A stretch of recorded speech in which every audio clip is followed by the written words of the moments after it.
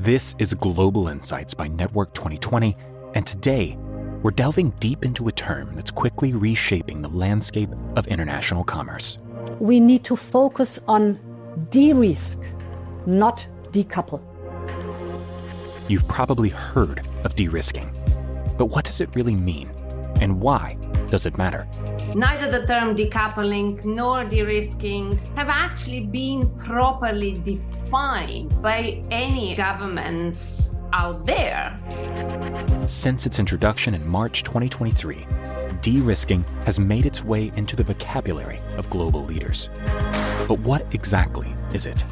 The Europeans are well aware that they want to have their own doctrine of de-risking. More than just a buzzword, it represents a shift in strategy. And they don't want to be put in the corner of needing to align on the US approach. A calculated move to diversify economic ties away from China. So it's very important to realize that this is an ideological confrontation. So, what are the implications of this strategy for businesses, investments, and the broader global economy? As the United States embraces de-risking, how might it impact trade and investments between the United States and China? What's China's potential response, and how might that ripple through the global economic landscape?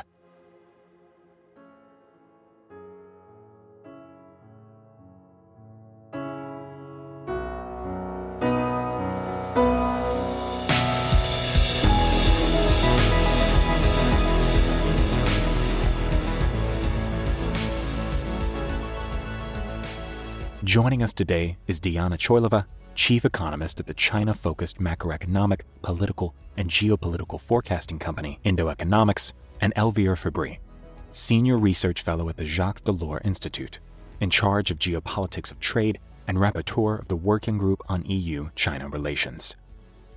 Moderating the discussion is Courtney Doggart, President of Network 2020.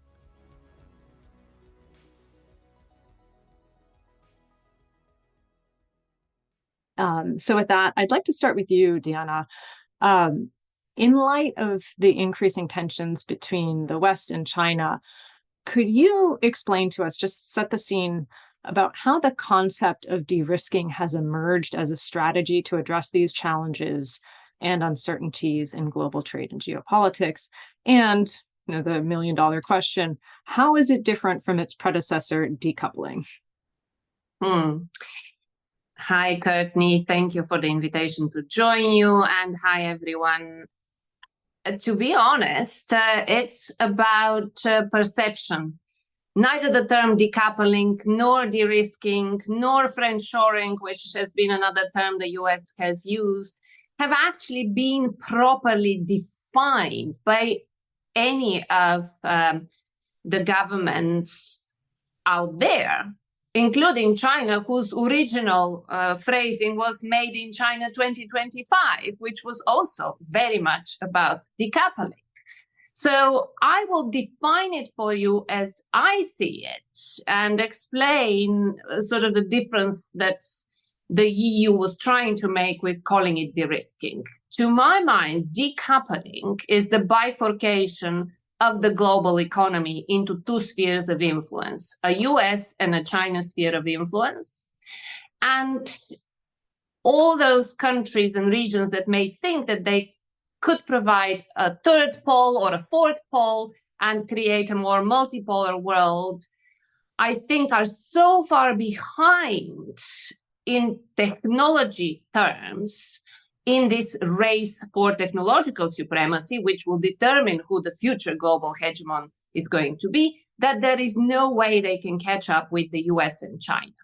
So essentially, in the world of today, with the Internet of Things, with 5G, 6G, etc., everything can be weaponized, and we don't know how technology will evolve going forward and what might end up being considered critical sectors for each nation. So in that sense, decoupling really is not a balkanization, if you'd like, but a bifurcation. And it is all about great power competition.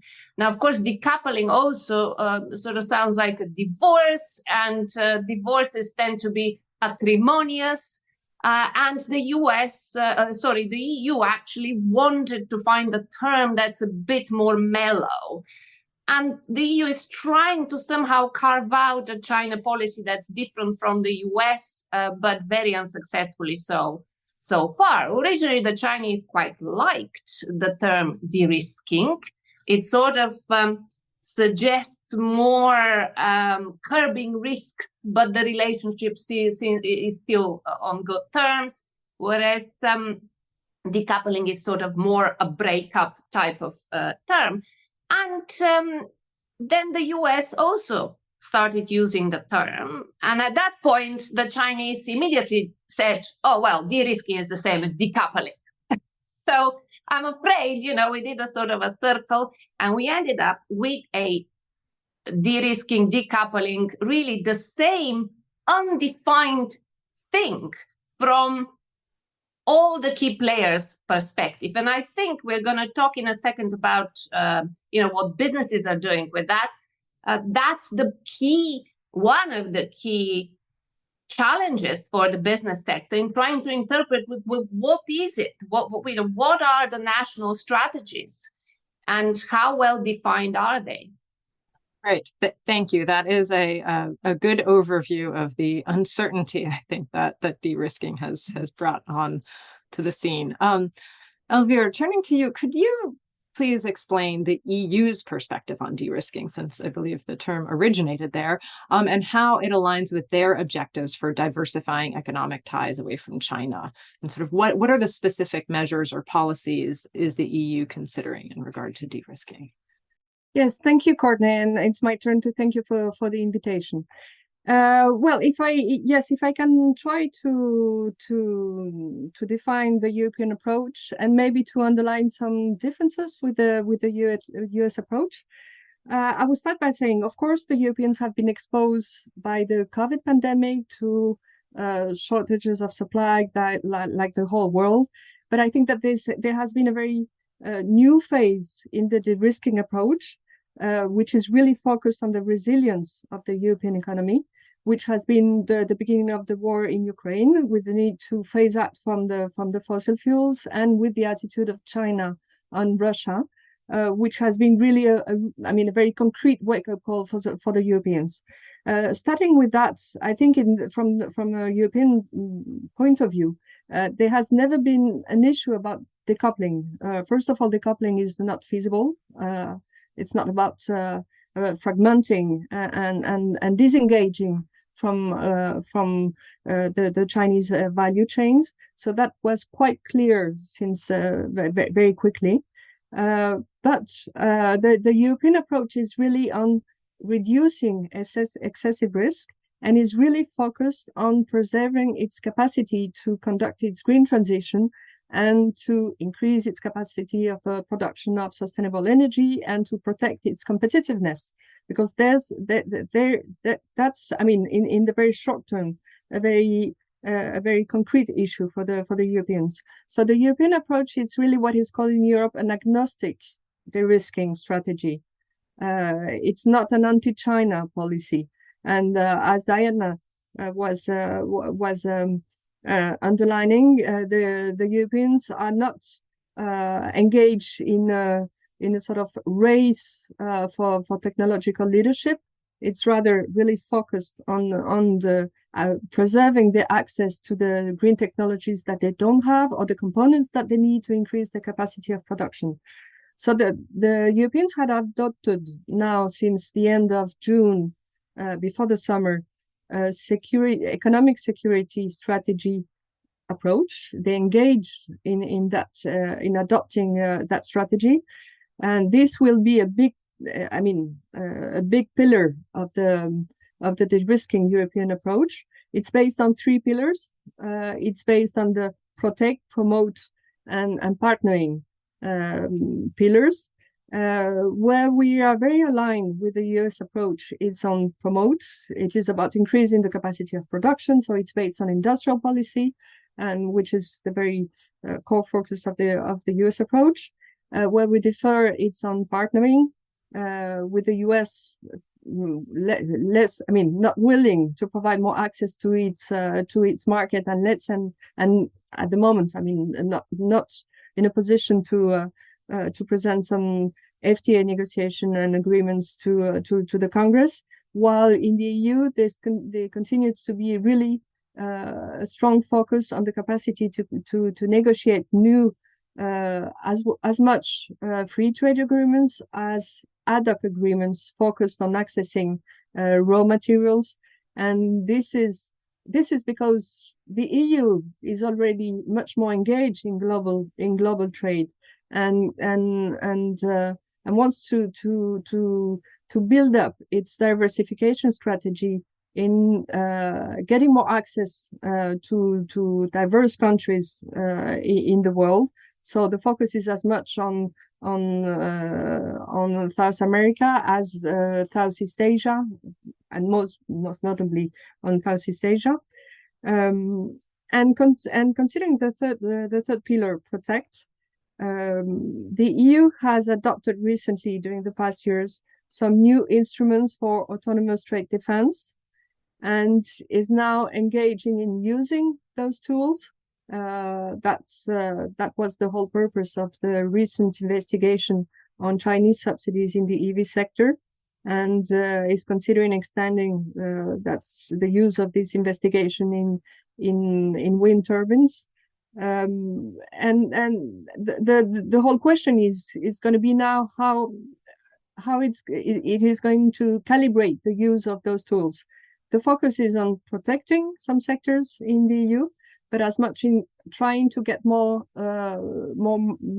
reciprocity with China, and trying to balance the interdependence, because there's really a specific concern once again in having the possibility as much to continue importing some green technologies because it's an urgency, and as much as being able to produce its own green technologies. So having access to those key components where China also already has that very strong monopoly position.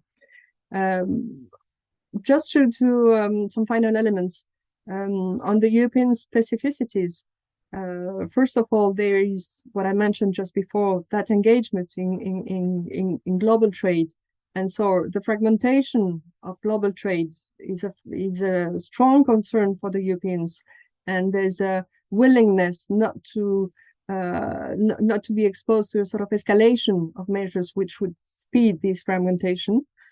And the Europeans are much more exports, not so much in terms of imports, but in terms of export dependency to China. So that is something that needs to be addressed quite carefully. And the specific concerns that the Europeans have is the structure of the European Union. It's well known that the distribution of competences between the EU and the member states is a constraint that we have to deal with while we will be building that economic security strategy, notably with the security competences relying on the member states. So it means to have a very inclusive approach within the European Union, to include all the member states, to include the business actors, and to be able to bring together us to coordinate our assessment of excessive risk, with the willingness really to reduce that field of that famous small yard on the very focus on the major risks. Thank you. Diana, turning back to you. Given these de-risking strategies that we just discussed, what steps do you think China might take in response to safeguard its own economic interests? And how do you think, whatever actions you foresee them taking, how might that impact the global economic landscape? Well, first of all, let me stress that it was China that was first on the path of decoupling.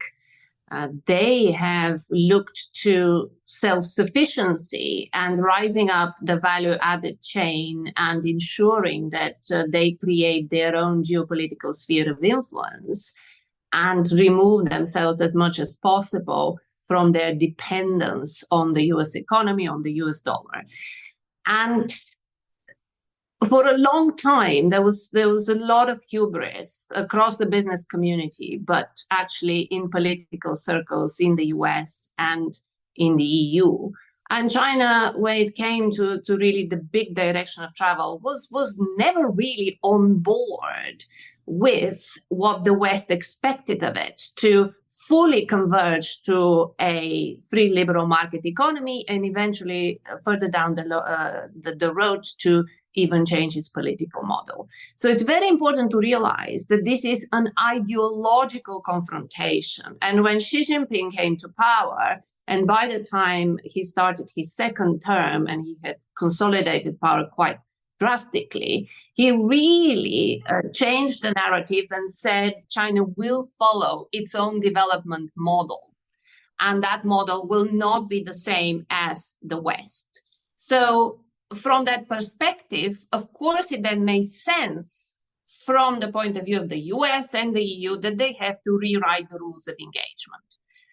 So China then had to respond to what the US, Europe, and other parts of the world, because bear in mind that it is actually trying to appeal to the global South. And there, China's model, China's way of doing things is having a lot of appeal. Now, it has been also a bit of a wake-up call, because they realized that maybe they stood up too early. And if they hadn't come up with this catchy title of Made in China 2025 and called it something obscure and strange, as they tend to do in communist speak, probably the West would have been still asleep at the wheel for a bit longer. But when Trump came to power and started the trade wars, then really the whole game changed for China. And when it comes to the corporate sector, for a long time, the corporate sector was trying to have its cake and eat it, as was the case and is the case with governments around the world, in that because we are so integrated, any decoupling, de-risking, whatever you want to call it, is going to be extremely costly for everyone involved. And the Chinese are realizing that as well. But the time when decisions in a globalized world were made according to profit and loss and this type of considerations is gone. It's now about national security and how you define that. How far do you extend that? Take into account even capital markets, which we're so used to still the free movement of capital globally. That's not necessarily a given in this decoupling world, because I remember the story that when the Twin Towers were hit on September 11, the first thing that the then Fed chairman Greenspan asked was, is the payment system working?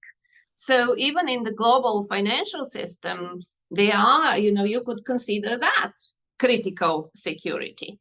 And the way the US has weaponized the dollar, first with other countries, but very notably now with Russia's invasion of Ukraine, has accelerated China's efforts to try and decouple and de-risk and do anything it can to insulate its economy from those countries that it considers rivals.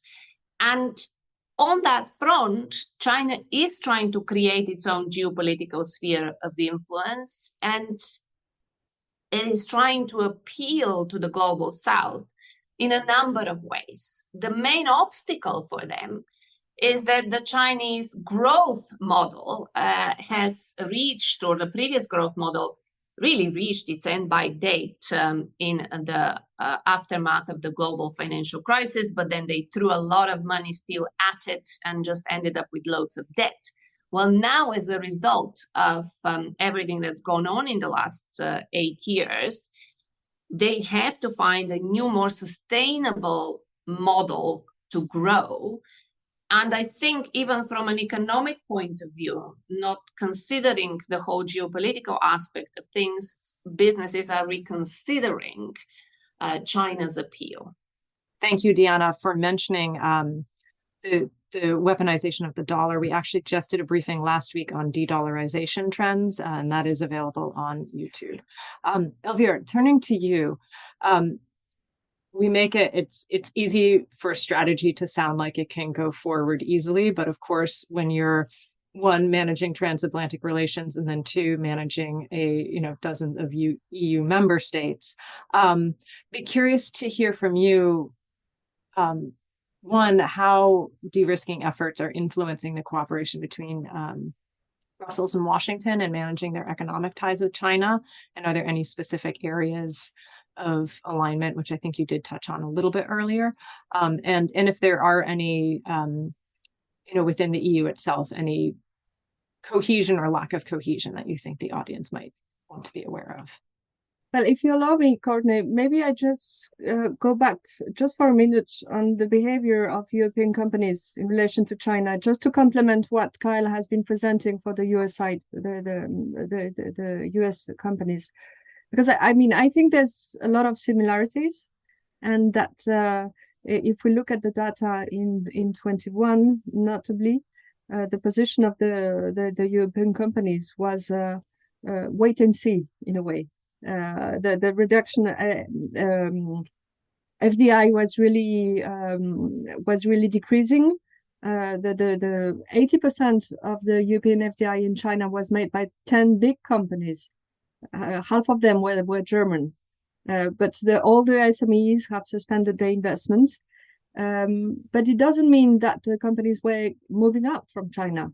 The focus was rather on preparing some strategies for diversification, but those strategic plans have not been implemented yet. As you just mentioned, the cost is very high, and they're trying to postpone the necessity to have a China plus one strategy. But when we look at the data for 22, FDI has already increased. And I think that what it says is that despite the low consumption, despite a decreasing appeal of the Chinese consumption in terms of Chinese demand, there's a new problematic, which is accessing some innovation capacity in some specific sectors, and that the companies need to stick to that innovation capacity. And they need to be close to the innovation hub in China, and so it means that diversification strategy will require not incentives and also help from the governments. And the risking is all about trying to calibrate the role of governments in the business strategy and how they will increase how they will increase their role. So going back to what we can do at the transatlantic level, I think that first of all, the Europeans are well aware that they want to have their own doctrine of de-risking, and that they don't want to be put in the corner of needing to align on the US approach, and underlying already the differences of approach. That the case of the export restriction that have been imposed on ASML, the Dutch company exporting some key technologies for semiconductors, it's precisely the case that we want to avoid, because it has been based on a bilateral discussion between the Netherlands and Washington, while it's something that needs to be addressed at the European level. And they don't want to have divisions between the member states, so that some member states or some companies could be exposed to specific coercions, being from the Chinese side, or being with the willingness to have a more coordinated approach between Washington and the Europeans, because this would have impact on the whole EU. So it needs to be a sort of Brussels-Washington approach, first of all. That is something important. And that's why there's a specific concern now about increasing the leverage of the single market and building up the strategy at the level of the single market. Having said that, obviously there's a lot of work that can be done in the assessment, exchanging, coordinating, dialoguing on risk assessment, because once we have focus the risk assessment on strategic technologies and mentioning artificial intelligence, quantum computing, biotechnologies, etc., it doesn't say much. I mean, it's so extensive. There's no small yard. If you talk about artificial intelligence, it's going to be very difficult to make the distinction between dual use of artificial intelligence and current use, to call it like that. So we are really just at the beginning of a serious approach of de-risking and trying to delimitate what has to be really the risk and what are the risks of technological transfer. And we need to have some best practices exchange, risk assessment. And if there's quite some disappointment on the outcomes of the Trade and Technological Council, the TTC, we could have expected to have more coordination and to have more deliverables already on the table. It remains a platform for dialogue, and we really need to develop more intensively this dialogue. There is sure more leeway for closer coordination on the green transition issues. Once again, I'm focusing on that because it's a really core issue for the Europeans, but building up some supplementary value chains to the Chinese value chains, which doesn't mean as an alternative, but as a complementary approach, and trying to work together also on developing an approach to engage with the so-called global south and trying to avoid an antagonization of approach between the global south and the US and the EU on the development of those green technologies, but trying to have a more inclusive approach, which would provide access also to the emerging countries to those green technologies, is most needed today. We're losing ground with those emerging economies, and we see the increasing rise of that narrative on green protectionism, on regulatory, well, this is more also a specific case for Europe, but regulatory imperialism, and with China on the other side, which is developing its narrative with the Belt and Road, repainting the Belt and Road in green, and developing a new narrative saying, okay, we will provide you some access to those green technologies, while the West is having a more club approach. And this is something that we really would need to address together. And just a last remark concerning more specifically the critical mineral access issue. For the moment, we're working rather on having a level playing field approach on access to critical minerals. We could be much more coordinated on the stockpiling approach of critical minerals, and even a step further would be to have more solidarity in ensuring some access to those critical minerals. But we're still quite far away from that. But that would be a very good starting point. Thank you. Diana, turning to you, what kind of de-risking is China adopting? But I think that the interesting point here, how does de-risking by the U.S. and EU, which we've covered really well, how does that differ from, say, what Australia, Japan, or others are doing? Are they in this space, and what impact are any moves that they're making having? Japan and Australia are US allies, and one of the staunchest US allies. So they are on board with the way the US sees this. In fact, it was really Australia that, if I remember correctly, sort of rang the alarm bells around Huawei a long time ago. And Japan has made some very difficult political moves and that would have not been possible a few years ago, even to strengthen both its defenses, but also in partnership with the US. And I think, I want to address a bit this point about what will be the impact on the rest of the world. We started arguing that what we called at the time the great decoupling will be the defining force driving absolutely everything in the world. And this was about 5 years ago. And actually, I spent a long time trying to come up at that time with what will be the phrase that catches on. We could have had Splinternet, New Cold War, various other things were floating. So I settled on the Great Decoupling. I bought the domain name, thegreatdecoupling.com, and now I don't like to hear the risking. But anyway, that's just... And, my observation is that it's very difficult for people to get their head around this, the enormity of the change that we face.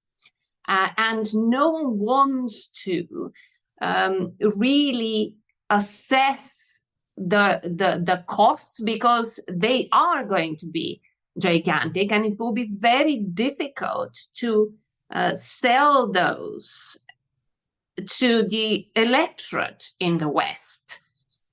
It's a different story in the authoritarian regimes. And I was listening to the arguments about what the US and EU should cooperate on. I want to bring one very important point into this. It is not a given that in this competition between the free liberal democratic model and the authoritarian model, that the free liberal democratic model will win. That is not a given. And that's because of new technologies. Whoever is the winner in that new technologies race is likely to be the global hegemon of the future. And one advantage China has, as it has had that same advantage when it managed to become the global manufacturing powerhouse and relocate most of global low value added manufacturing within its borders, this time around, the scale applies to data. Essentially, machine learning needs a lot of data and a lot of computing power. And China not only has, by virtue of the fact that it's 1.4 billion people, but also because it has digitalized its economy much faster than the West. And so now has a lot more of the processes, in particular with the advancement of the digital yuan. Very soon, when they roll that over, they'll have granular visibility across all financial flows. They have been digitalizing the logistics sector like crazy. So in that, they will have, and of course they don't have the same issues with data privacy, etc., the type of experiments that they can conduct with new technologies in places like Xinjiang. So I think the EU and the US have to sit together and really think about what they need to counter and to survive in this new world. And it's not going to be enough to kind of squabble about the little things, I feel. The only way the two can withstand this is, especially with respect to data, because at the end of the day, the EU does have the strength of being a large market and is to pull together on that front. So that is not what I'm seeing is actually happening. Even within the EU itself, there is a lot of disagreement as to how to deal with China. And sadly, both China and Russia have made enough inroads within the European Union to cause trouble. And China's strategy has always been to divide and rule. And up until the invasion of Ukraine, it was really focused on pulling away Europe from the US. Of course, that has become now more difficult. And the EU started reassessing its position afterwards. So I would bring those points up. Let's not be complacent. Yes, it's going to be extremely costly, but don't. And I don't, want to. We won't have time, given that it's 5 minutes, to discuss. I mean, what happens if there is a conflict over Taiwan? What happens then? With this small piece de-risking strategies. I mean, ideally, I'm a global citizen. I'd like for all of us to live happily and to be one big Earth family. But clearly, that's not what 99% of the population who do not have the same advantages as the 1% global citizens, if you'd like, want and can have. So I remember, in 2018, was it, when the Bloomberg New Economy Forum was inaugurated, and I was doing the big debate at that event: has globalization changed or ended? And I was on the side, yes, globalization as we have it, it's done, because the world has had the most fantastic time as a world for the past 30 years. And if a Martian was sitting, would look at Earth and think, oh my God, why are they quarreling? But from the perspective of each nationality, the story is very different, because we pulled 2 billion people out of poverty, but the majority of those people were in China. And actually, because China, when it joined WTO, it didn't turn into a market economy, fully market economy, very quickly. It then distorted the very key mechanism through which the market economy operates in the West, which is the pricing mechanism. So the Chinese were administering key prices like the cost of capital and electricity pricing. And that created all these inefficiencies and excesses, which is very important to point out as well, because China has, in its way of development and the way we've integrated it, led to, for example, the global financial crisis. It was not the fault of the greedy bankers. They were just sort of the addition on top of the key driving force. So as a forecaster, I guess I'm much more worried about the future. And I think it's important not to start from a position of complacency. When you move and relocate supply chains, why it's going to be also very, very costly, and why, this piecemeal approach of, let's move a little bit and de-risk a little bit, it's impossible, because you have to move the whole supply chain. In certain areas, they're very highly decentralized and integrated. So you can't just have one company move. You have to move the whole supply chain. And that's not possible without very coherent industrial policy. If that is what we choose to do, if that is what we decide as our own various nationalities we want to do.